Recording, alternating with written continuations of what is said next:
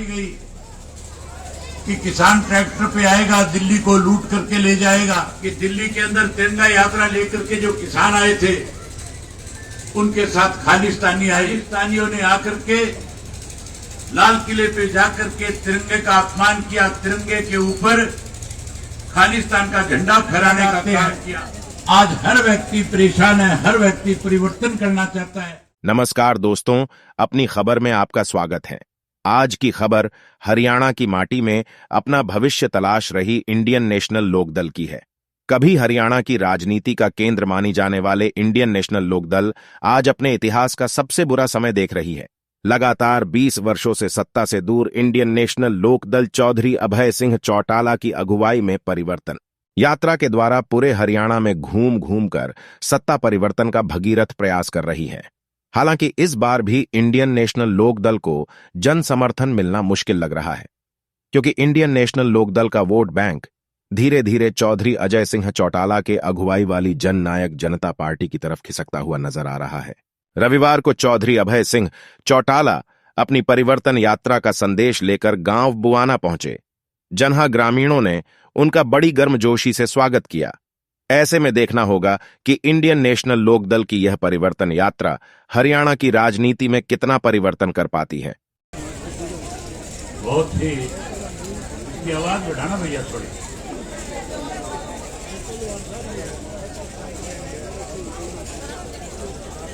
बहुत ही आदर और सम्मान के योग मेरे साथ में इस परिवर्तन यात्रा में चल रहे पार्टी के राष्ट्रीय, प्रदेश, जिला और हल्का स्तर के सभी नेतागण, मान और सम्मान के योग बुआना और बुराडैर गांव के मेरे आदरणीय, आपके गांव में यात्रा पहुंची। आपने फूल मालाओं के साथ, ढोल नगाड़ों के साथ, आतिशबाजी और दूध पिला करके यात्रा का स्वागत किया। इसके लिए आपका बहुत बहुत आभार व्यक्त करता हूं।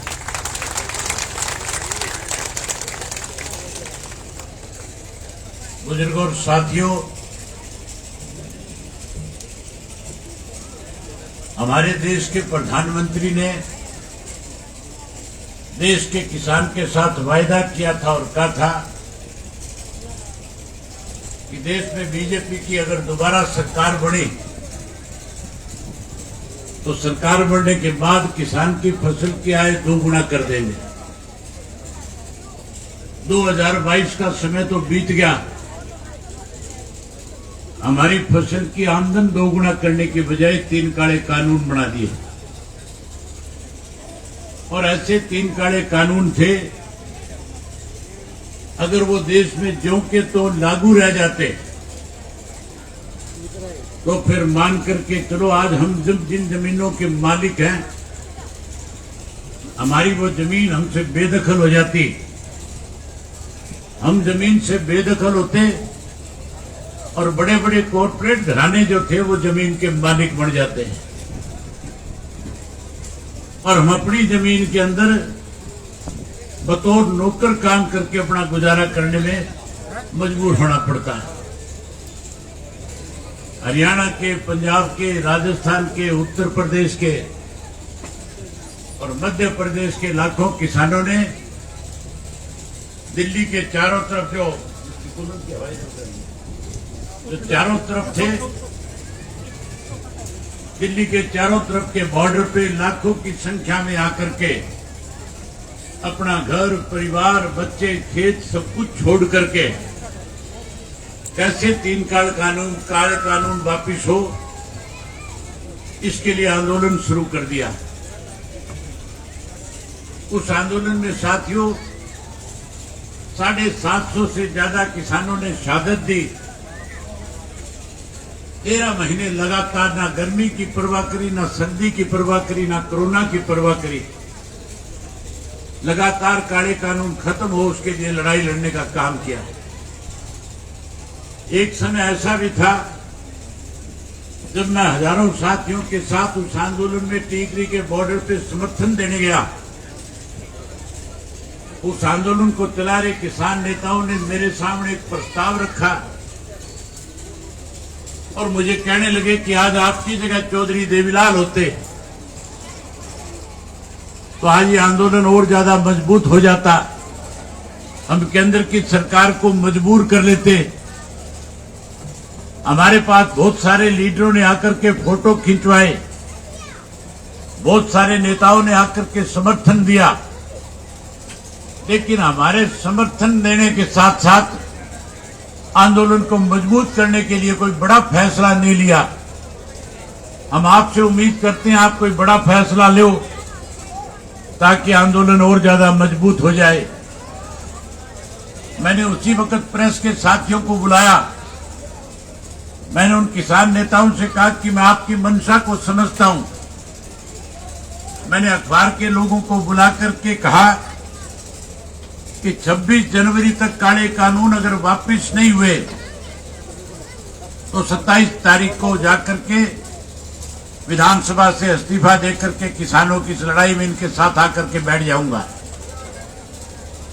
26 जनवरी के दिन लाखों किसान जो है अपने ट्रैक्टर पे बैठ करके दिल्ली के अंदर तिरंगा यात्रा निकालने के लिए गए और जब लाखों किसान दिल्ली में जा रहे थे तो दिल्ली के लोगों में केंद्र की सरकार ने भय पैदा करने का काम किया। अफवाहें फैलाई गई कि किसान ट्रैक्टर पे आएगा, दिल्ली को लूट करके ले जाएगा। मैं भी उस ट्रैक्टर यात्रा में शामिल था। दिल्ली के अंदर जैसे ही ट्रैक्टर यात्रा गई, दिल्ली के लोगों ने फूल मालाओं के साथ फूल वर्षा करके जगह जगह पे फल और फ्रूट बांट करके लंगर लगा करके उस यात्रा का स्वागत किया, अभिनंदन किया। दिल्ली के लोगों ने उस किसान की तिरंगा यात्रा का समर्थन किया और जब दिल्ली के लोगों का समर्थन यात्रा को मिला तो देश के प्रधानमंत्री ने कैसे इस तिरंगा को बदनाम किया, कैसे इस आंदोलन को बदनाम किया जाए, कैसे आंदोलन खत्म कराया जाए, इसके लिए साथियों षड्यंत्र रचा। टेलीविजन के अंदर खबरें चली, सब चैनलों के ऊपर इस बात को लेकर के शोर मचाया गया कि दिल्ली के अंदर तिरंगा यात्रा लेकर के जो किसान आए थे उनके साथ खालिस्तानी आए और खालिस्तानियों ने आकर के लाल किले पे जाकर के तिरंगे का अपमान किया, तिरंगे के ऊपर खालिस्तान का झंडा फहराने का काम किया। कैसे आंदोलन बदनाम हो इसके लिए इस तरह का प्रचार कर दिया। मेरे पास अनेक नेताओं के फोन आए, मुझे उन्होंने फोन करके कहा कि अभय सिंह अब तेरे इस इस्तीफे से कुछ होने वाला नहीं है। इस्तीफा देने की बजाय टेलीविजन पे जो खबरें चल रही है उनको देखो। इस तिरंगा यात्रा में खालिस्तानी आगे जिन्होंने देश के तिरंगे का अपमान करने का काम किया है, जो साथी मुझे फोन करके इस्तीफा देने से रोक रहे थे, मैंने उन साथियों से कहा कि अगर आप किसान के हितैषी हो, अगर आप चाहते हो काले कानून खत्म हो, तो फिर मेरी राय मानो, आप लोग भी मेरे साथ कल चलो, कल चल करके इस्तीफा दे करके आंदोलन में किसानों के साथ बैठने का काम करो। लेकिन मेरे साथ जाने की बजाय मुझे रोकने के प्रयास हो रहे थे। मैंने कहा कि मैं अपनी बात कह चुका हूं, मैं अपनी बात को निभाऊंगा और हर हालत में कल 27 तारीख को जाकर के इस्तीफा देने का काम करूंगा।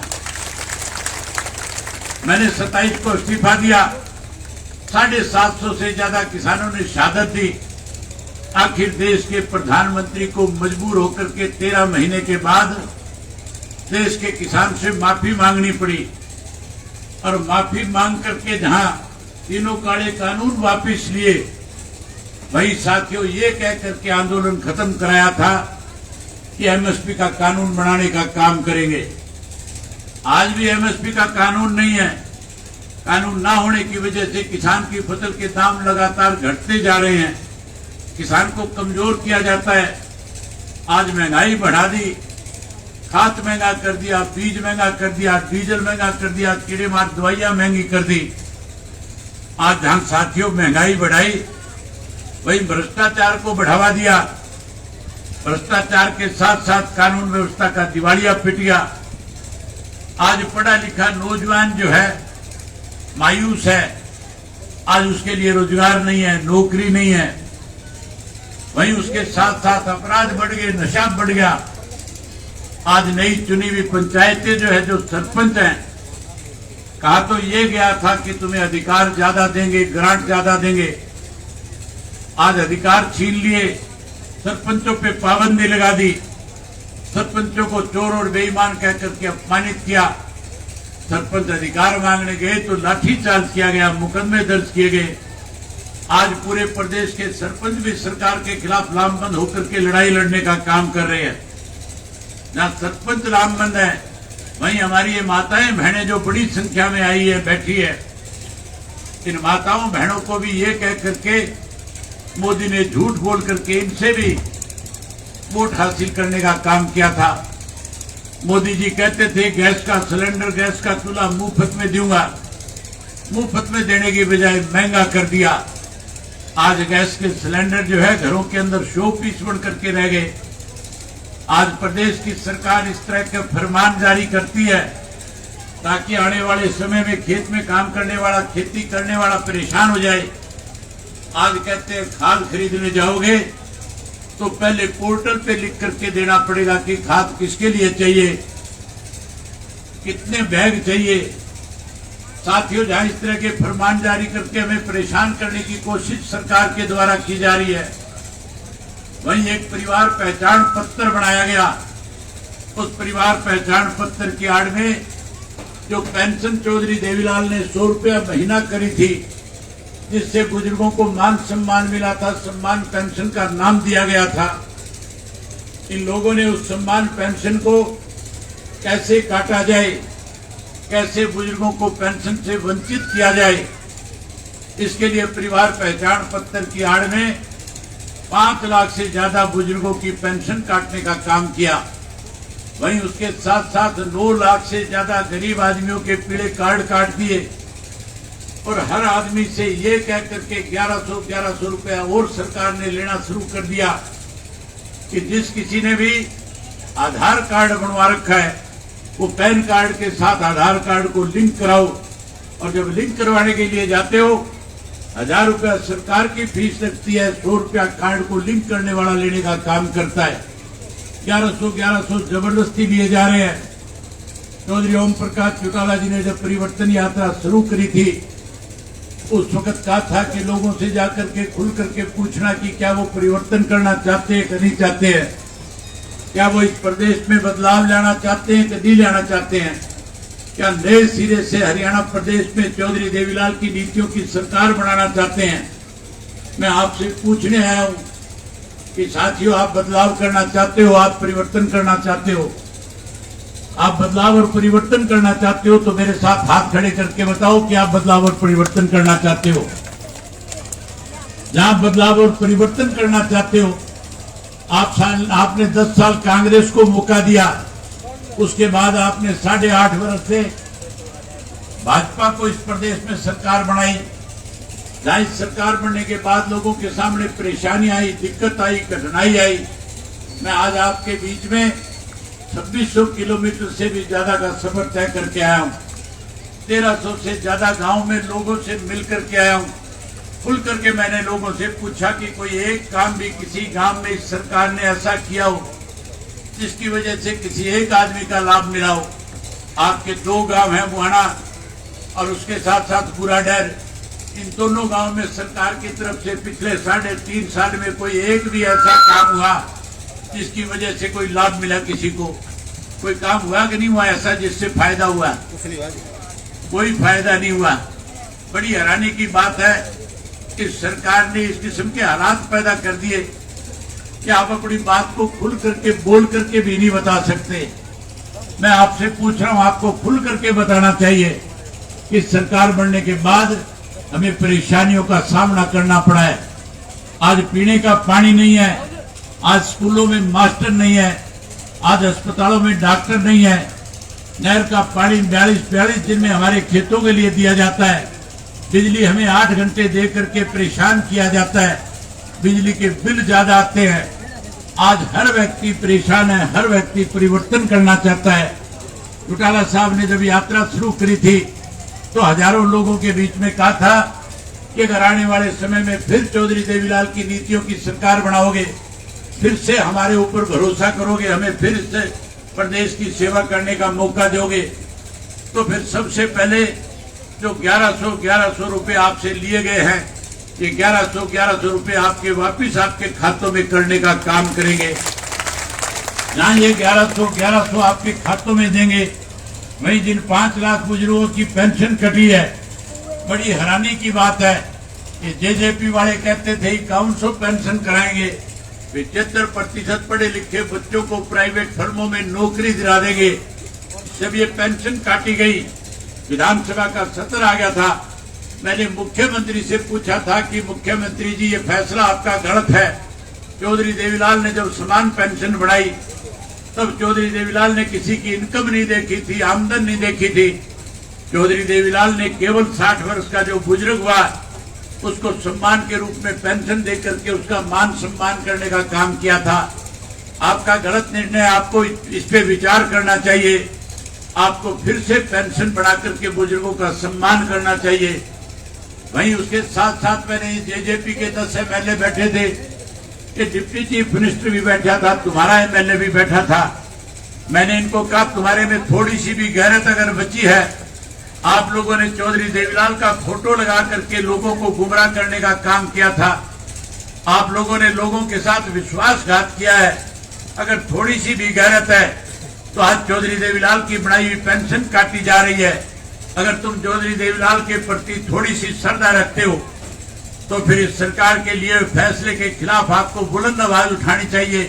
इस सरकार को इस पेंशन वाले मामले के अंदर मजबूर करो ताकि अपना इनका फैसला वापिस हो। लेकिन साथियों हिम्मत नहीं जुटा पा रहे थे, चुपचाप बैठे थे, आंख भी नहीं मिला पा रहे थे। मैं समझता था इन विचारों की मजबूरी है। अगर ये लोग कहीं विरोध में खड़े हो गए तो फिर इनको सत्ता से बाहर कर दिया जाएगा। ये सत्ता के लालची लोग चौधरी देवीलाल की नीतियों को भाजपा के गिरवी रख रहे थे। केवल और केवल इंडियन नेशनल लोकदल पार्टी इस पर आपका विरोध कर रही थी। चौधरी ओम प्रकाश चौटाला जी ने फैसला लिया है कि आने वाले समय में सरकार बनने के बाद हम इस पेंशन को जो काटी गई है उन बुजुर्गों को ब्याज के साथ पेंशन का पैसा देने का काम करेंगे। जहां ब्याज के साथ पैसा देंगे वहीं उसके साथ साथ ब्याज के साथ पैसे के साथ साथ नई पेंशन बनाने का काम करेंगे। और नई पेंशन जो चौधरी देवीलाल ने 100 रुपये समान पेंशन दी थी, उस पेंशन को बढ़ा करके 7500 रुपया बुजुर्गों को मान सम्मान की पेंशन देने का काम करेंगे। जहां पेंशन देंगे वहीं उसके साथ साथ हर घर से एक पढ़े लिखे नौजवान बच्चे को रोजगार और नौकरी देंगे।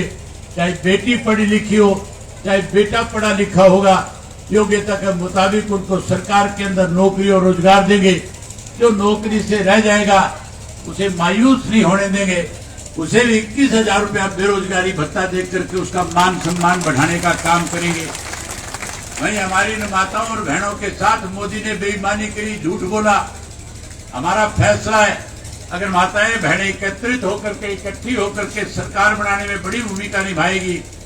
आप सरकार बनाओगी तो सरकार बनाने के बाद हर महीने की 1 तारीख को प्रदेश की इंडियन नेशनल लोकदल की सरकार की तरफ से आपके घर के अंदर एक गैस का सिलेंडर हर घर के अंदर हर महीने की 1 तारीख को मुफ्त में दिया जाएगा। जहां गैस का सिलेंडर आपको मुफ्त में देंगे वहीं उसके साथ साथ हर महिला के खाते में 1100 रुपए लून मिर्च के भी रसोई के भी जमा कराएंगे ताकि उसका बढ़िया काम चल सके। वहीं उसके साथ साथ चौधरी देवीलाल के नारे को साकार करेंगे। ये साथियों परिवर्तन जो है कोई बड़ा काम नहीं है, आप घर में गांव में बैठे बैठे ला सकते हो। इस परिवर्तन के लिए ना आंदोलन की जरूरत, ना संघर्ष की जरूरत। ये परिवर्तन आप टेलीफोन पे भी कर सकते हो। आप एक दूसरे को जब मिलते हो तब सम्मान देते हो, राम राम करते हो। सुबह उठ करके जब हम एक दूसरे को मान सम्मान देने का काम करते हैं उस वक्त एक बात कहनी शुरू करो, जब राम राम करो तो साथ में कहो परिवर्तन करो। क्या कहोगे? जोर से बोल के बताओ ताकि इनके विधायकों को इनके कान तक जाके थारी आवाज पड़े भी। ये तो तय कर बैठे थारी रात काटने खातर। क्या कहोगे? परिवर्तन करो। अब तो जेजेपी तो खत्म होगी कि रह रही अभी भी थारे गांवों में? होगी खत्म अच्छी तरह। ये कोई एक आधा बच्चा कुचा रह भी रहे तो उसको भी मेरी तरफ से कहना कि तुम्हारा हमेशा चौधरी देवीलाल की नीतियों में विश्वास रहा है। इन लोगों ने चौधरी देवीलाल की नीतियों को गिरवी रख दिया। तुम अपने घर की वापसी करो, हम तुम्हें वही मान सम्मान देंगे। आपके बच्चों को फिर रोजगार और नौकरी देंगे। आपके साथ किसी किस्म का कोई भेदभाव नहीं करेंगे। जहां उनके बच्चों को रोजगार नौकरी देंगे, वहीं कोई कांग्रेस का मिल जाए, बीजेपी वाला मिल जाए, उसको साथियों 3 बार को परिवर्तन करो, परिवर्तन करो। जब 3 बार कहोगे और दिन में 20-30 बार जब आपको मिलेगा, हर बार यही बात उसके सामने जब दोहराओगे तो फिर मान करके चलो वो इतना ज्यादा परेशान हो जाएगा। घर जा करके अपनी घरवाली को ये नहीं कहेगा चाय बना दे, रोटी बना दे। फिर वो भी जैसे जैसे घर में कदम रखेगा कहता जाएगा परिवर्तन करो, परिवर्तन करो, परिवर्तन करो। परिवर्तन आएगा कि नहीं आएगा? जब परिवर्तन आ जाएगा तो जिन गरीब आदमियों के पीले कार्ड काटे हैं, सरकार बनने के बाद उनके पीले कार्ड फिर से बना करके देंगे। वहीं उनको 100-100 गज के प्लाट दे करके चौधरी देवीलाल आवास योजना के तहत पक्के मकान बना करके भी देंगे। जहां गरीब की मदद करेंगे, वहीं उसके साथ साथ चौधरी देवीलाल के नारे को साकार करेंगे। चौधरी देवीलाल का नारा था बिजली पानी का प्रबंध हो, और बिजली पानी के प्रबंध के साथ भ्रष्टाचार बंद हो। इन भ्रष्टाचारियों को, इन लूट मचाने वालों को जेल की सलाखों के पीछे भेजेंगे। नहर के अंदर फिर से चौधरी देवीलाल और चौधरी ओम प्रकाश चौटाला के समय में जितना पानी मिला करता था, उसी तरह से पानी दे करके किसान की फसल पकाएंगे। जहां किसान को पूरा पानी देंगे, वहीं 24 घंटे बिजली देने का काम करेंगे। और आज जो बिजली कम दी जाती है, मीटर घरों के बाहर लगा दिए गए। आज हालत ऐसी है कि ये मीटर बिजली से चलने की बजाय धूप से चलने लग गए। जहां बिजली के बिल ज्यादा आने लग गए। आप राज बढ़ाओ, ये मीटर जो बाहर लगे हुए इनको पाड़ के जोड़ में फिकवा देंगे। जहां इन मीटरों को जोड़ में फिकवाने का काम करेंगे, भाई आपके घरों में ऐसे मीटर लगा करके दूंगा कि 500 के ऊपर आकर के गरारी फंस जाएगी। 500 से ज्यादा किसी का बिल नहीं आएगा। इसकी भी रांद काटने का काम करेंगे। वहीं उसके साथ साथ साथियों, इन माताओं और बहनों से एक बात और कहना चाहूंगा। मैं पिछले दिनों नरवाड़ा हल्के के गांव के अंदर गया था, लोगों से मिल रहा था। फरेन गांव में लोगों से मिलकर के सच्चा खेड़ा गांव की तरफ आगे जा रहा था। जब सच्चा खेड़ा की तरफ जा रहा था तो फरेन के अंदर मुझे 20-25 महिलाएं मिली। मैंने उनसे राम राम करी। मैंने पूछा आप यहाँ क्यों खड़ी हो? कहने लगी हम तो सत्संग करके आई हैं। आप भी सत्संग करती हो कि नहीं करती हो? सत्संग करती हो तो हाथ खड़े करो, एक बार भी सत्संग करती हो। मैंने उनसे पूछा था कि आप सत्संग तो करती हो, लेकिन सत्संग के लिए कोई ऐसी जगह है जहां बैठ करके आप कर सकती हो? कहने लगी नहीं है। कभी मंदिर में जाकर के करनी पड़ती है, कभी सत्संग किसी दुराजे में बैठ करके करनी पड़ती है, कभी सत्संग कहीं पेड़ के नीचे बैठ करके करनी पड़ती है। मैंने कहा आप निश्चिंत रहो, आने वाले समय में परिवर्तन करके सरकार बनाने का काम करो। हरियाणा प्रदेश के गांव में चौधरी देवीलाल ने चौपाट बनाई थी, बैकवर्ड की बनाई थी, स्टूल कास्ट की बनाई थी, जर्नल की बनाई थी। हरियाणा प्रदेश के अंदर सरकार की तरफ से अगर वाटर वर्क्स बनाया जा सकता है, अगर सरकार की तरफ से वृद्ध आश्रम बनाए जा सकते हैं, अगर सरकार की तरफ से स्कूल बनाए जा सकते हैं, तो मैंने कहा आपके लिए भी फिर सरकार बनने के बाद सरकार की तरफ से सत्संग भवन बना करके देंगे, ताकि हमारी माताएं और बहनें आराम से बैठ करके शाम को राम का नाम ले सके, दिन में जाकर के सत्संग कर सके। अगर आप परिवर्तन करोगी तो हर गांव के अंदर सरकार की तरफ से सत्संग भवन बना करके आपको सुविधा देने का काम करेंगे। मैं उम्मीद करूंगा कि गांव के व्यक्ति जब आपस में एक दूसरे को मिलोगे, चाहे वो माताएं बहनें हैं, चाहे नौजवान साथी है, चाहे बड़े बुजुर्ग हैं, आज के बाद हर हालत में एक दूसरे से कहोगे परिवर्तन करो। क्या कहोगे? एक बार मेरे साथ बोल के कहो परिवर्तन करो, परिवर्तन करो, परिवर्तन करो। बहुत धन्यवाद आपका।